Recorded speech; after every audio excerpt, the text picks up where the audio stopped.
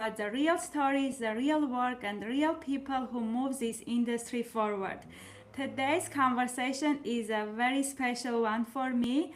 If you have been in tracking, logistics, or transportation for any amount of time, there is a name you have heard and a movement you have felt, even if you didn't realize it at first. I am honored to be joined by Ellen Voie, the founder of the Women in Tracking Association and the Women in Tracking Scholarship Foundation. Ellen didn't just build an organization, she built a home, a voice, and a path forward for thousands of women across the globe.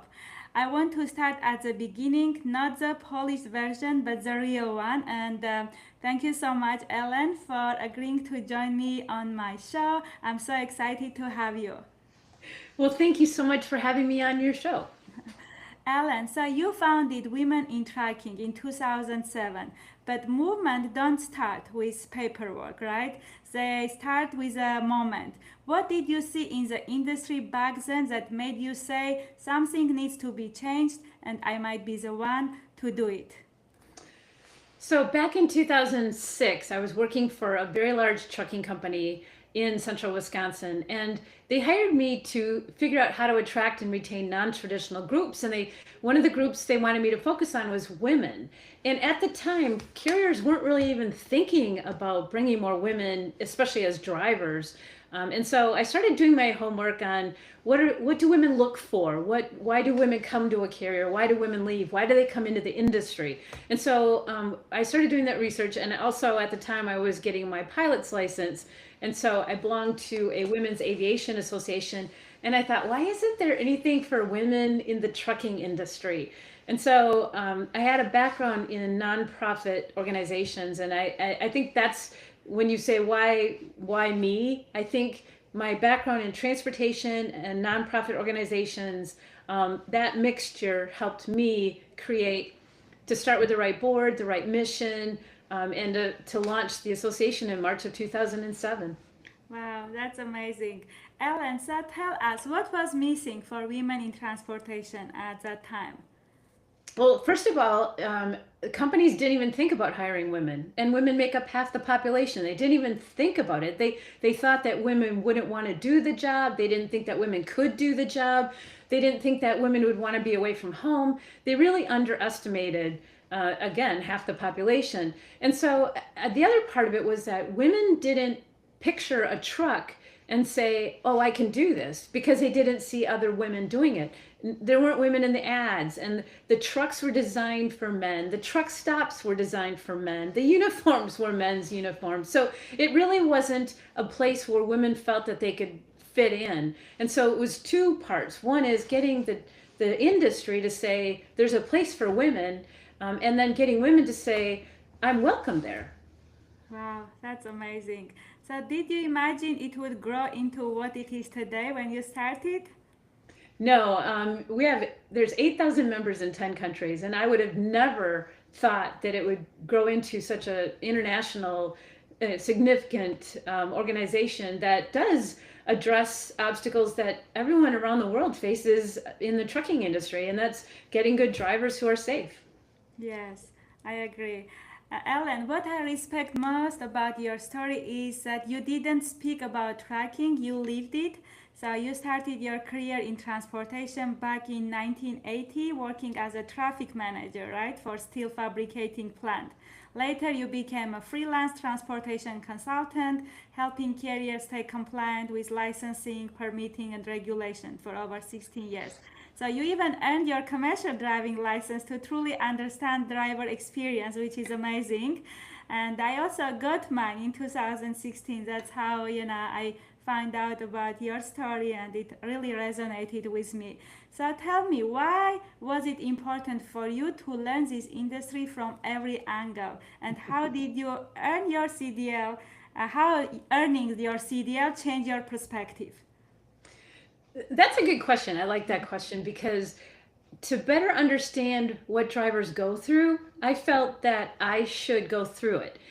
In the past, I had been part owner of a trucking company, and I had what we called a commercial driver or a chauffeur's license, which meant I could drive a truck, but I hadn't gone through the training to get it the right way. So I felt to go through the truck driving school. I went in Cleveland, Ohio in December of 2008. And I felt like it would give me the credibility to be able to say, I have a commercial driver's license. And it also helped me understand what people go through, especially women. Of course, I was the only female in the class, and it was all men instructors and male students. So it gave me a perspective on what women experience when they get their training. So I felt it added to credibility. It really did give me the credibility.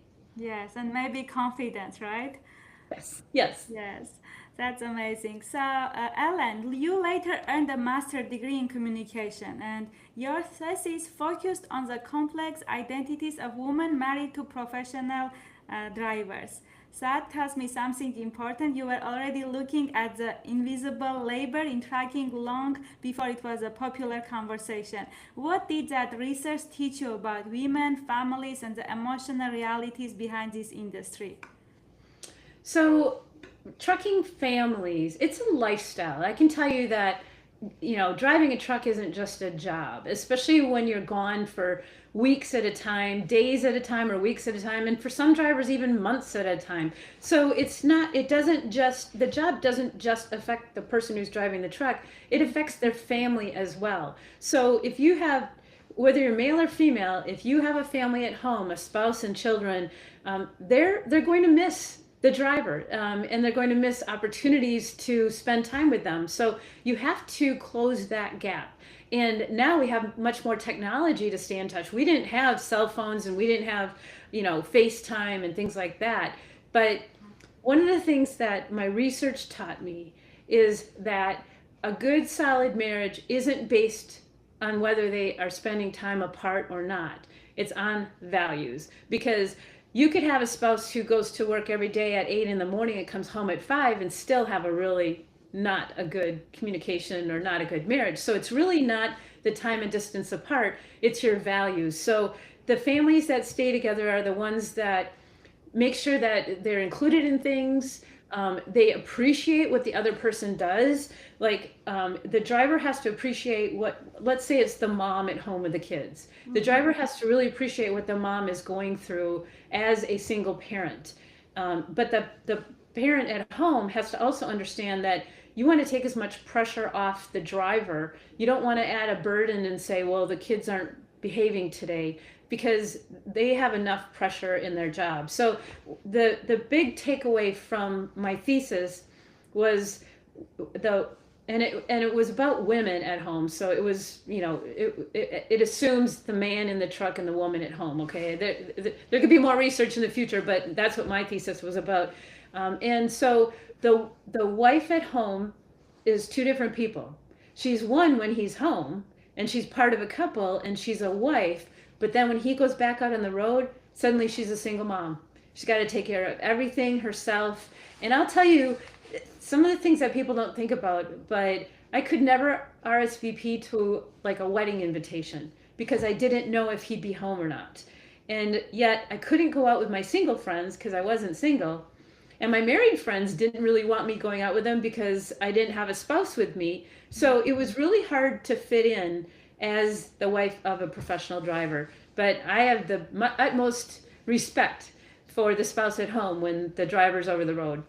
Yes, you described it so wonderfully, and I have lived that life, and I can resonate so much that wives at home, they are single when the husband is driving, and even though you know that there is someone out there working to provide for the family, but you are still alone, and you cannot fit in. And I'm glad you did that research, and I still believe, yes, there is more room to do research, and there is need for resources like the ones you created for families who are, having truck drivers on the road. So that's very important, and I appreciate what you have done so far. And I want to talk about something powerful that happened recently at the Women in Trucking Accelerate conference, right? You had a session, it was called She's Strong But She's Tired. It was something that also I can resonate. Women filled every seat, then the floors and the walls, not because of high, but because something unspoken finally had language. You talked about trauma, leadership, and weight high performing women can have carry silently. What did that moment mean to you standing in that room?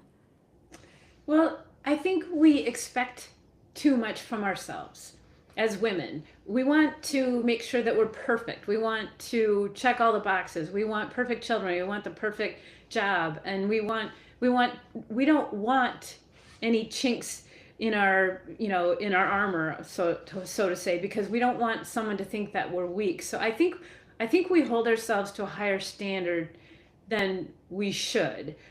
It's okay if you're to relax a little and maybe not have the cleanest house or the most perfect children or whatever, but I think that we expect too much from ourselves, and in doing so, we expect too much from those around us. And I think we really need to allow ourselves to show some vulnerability at times, and also we need to be supporting other women who are going through some of the same challenges that we're going through. I agree, Ellen. So, what does healing in leadership actually looks like? What does what look like? What does healing in leadership looks like? Healing. Oh, healing in Yes. leadership. Yes. So I'm going to give you an example. So I was on a panel with a CEO of a logistics company, and he talked about how his leadership team was mostly women, and he said, Ellen, I have a woman on my leadership team who's very, very emotional. And my next thought was he was going to say, well, she needs to learn not to be emotional. That's not what he said. What he said was, I need to learn how to deal with her emotion. That's healing. To me, that's so powerful. It's saying, I'm accepting you who you are, and I want you to bring your whole self to work, and I want you to feel comfortable being the person you are. I don't want you to have to try to fit into this environment, especially if it's not as positive for women if it's created by men. And what I mean is, if the way men make decisions or the way men lead and collaborate and things like that are different than women, because we're made differently. So if the work environment values the way men work, we're going to have a harder time fitting in. So I love it when men say, I want you to be yourself and I will accept that. So that to me is healing. Yes, that was so beautiful. I was not imagining that answer from the leadership. That's amazing. Ellen, so you mentioned that Women in Trucking has grown to over 8,000 members across 10 different countries, including corporate leaders, drivers, executives, and I love that about 15% of your members are men. Because this was never about exclusion, it was about progress. So, what does success look like for you now, not just in numbers but in impact, and how this 15% men affecting the community? Well, the reason it's important to have men as part of the discussion is because there's still a lot of men in the industry who have leadership roles. And so they have to believe that women are capable, and they have to support women and advance women. So it's very important to have the men at the table that believe in your mission. But also, I I think success is when women are equally represented in the C-suite. And when women are equally represented as safety directors and maybe diesel techs and things like that. So, and also I used to say, when you'd see a woman get out of the cab of a truck, if you didn't take a second look, because that still happens. People will still say to a female driver, did you just back that in? And I want it to be just common for women to be in all roles in the industry, so that people don't give it a second thought, and they think, yeah, she has a right to be here and she's doing her job. Yes, that's amazing. I love it. Ellen. So, Ellen, you received numerous rewards, including Top Female Leader of the Year and Nathy Fowler Champion of Change Award. You speak globally, host a show on radio, and continue advocating at the highest levels. But when all of that is stripped away, what do you hope women in tracking say about these movements 10, 20, 30 years from now? I want people to say that I was a disruptor, a visionary. I want people to say, Ellen saw the world the way she thought it should be, and then she went to work making those changes. That's what I want people to say. I want them to say Ellen had a passion for making the world a better place by bringing in more women and making it a more level playing field for women and a more welcoming environment for women. And so that's how I want to be remembered. Wow. I'm sure you're gonna be remembered like that because that's how I know you, and I know a few other women that know you that way. So that's amazing. I think you are doing amazing job. So Ellen, for the woman listening right now, the ones who is strong, capable, successful, and tired, what do you want her to know today? Well, first of all, I want women to look at the trucking industry as a place where they are welcome and capable. And you know, even if you want to work in marketing or HR, the trucking industry still has a place regardless of what you want to do. But I also want women to push themselves beyond their comfort zone and say, wow, maybe I could get my CDL and drive a truck, or maybe I could be a safety director, or I could start my own company. I want women to envision where they want to be and then work towards that goal, because if you don't have goals, a goal without a plan is just a wish. And so I really think that we need to set goals, write them down, and work towards them and let everyone know that's what you're doing and get their support. So we need to, as women, build each other up, support each other, and also make sure that we feel comfortable in an environment that's typically been populated by men. Yes, I agree. And I want to specifically say thank you to all the men. I didn't know that only 15% of the part of the organization because this is such a male dominated industry, but for me, I have been always supported by amazing men, truck drivers, dispatchers, safety managers. So I'm just so grateful because I truly think that women have this limiting mindset that being in this industry is not gonna be easy for them. But I want also to join this movement and encourage every woman. And I want them to know that they're gonna be supported by men, most of them, and they're gonna be helpful for them, advising them, guiding them, mentoring them. And this industry is truly amazing, and there is room for everyone. Oh, absolutely. I 100% agree. Ellen, thank you so much, not just for building an organization, but for holding space for women to be human in an industry that often asks them to be unbreakable. And to everyone listening, this conversation isn't over, it is just getting started. And if this episode resonated with you, share it, talk about it, and most importantly, check on the strong woman in your life. And Ellen, before we finalize our episode, I know that you want to say something about your book, so go Yes. ahead. Yes, I wrote a book about starting and growing the Women in Trucking Association, and it's called From Dispatcher to Disruptor. And it's really my story about not only the association, but the people who helped me along the way, the people who were instrumental. And it also talks about the history of the trucking industry and how the industry has changed since I've been in it. And so it's a lot about women in non-traditional roles, the history of trucking, and also the history of the Women in Trucking Association. So thank you. Again, it's From Dispatcher to Disruptor, available on Amazon in hardcover, paperback, Kindle, and now audio. Wow, that's amazing. I will make sure to put in my episodes if people are interested so they can find the link.